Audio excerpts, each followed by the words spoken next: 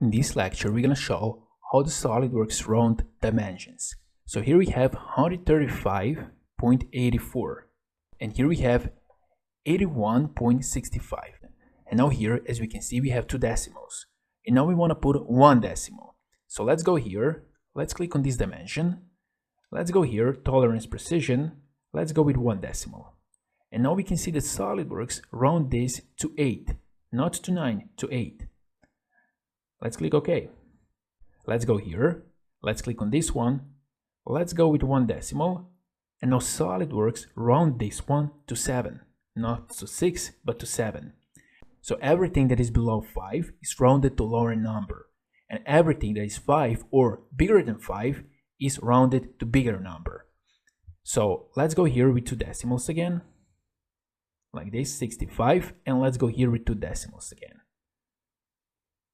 84. But we can as well change this. So let's go here. Let's go to edit document units. And let's go down here. So by the default here under decimal rounding, we have round half away from 0. We can go here, round half towards 0. Let's click OK. And now here we have a half. Let's click on this one. Let's go to one decimal. And now it's rounded to 6. So now we have a half that is rounded towards 0. It's not rounded away from 0. So you can also set up this if you want. Now let's go to two decimals again. Like this. Let's go to edit document units.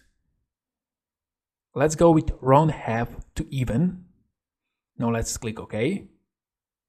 And now we can see here that the half is rounded to even, to 6. So this is also possible. Now let's go here to edit again. Edit document units. And here we have last option, truncate without rounding. Let's check this one. Let's click OK.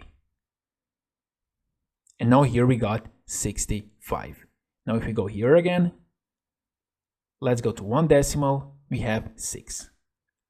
So this is how you can set up a rounding in the SOLIDWORKS while you're working with dimensions.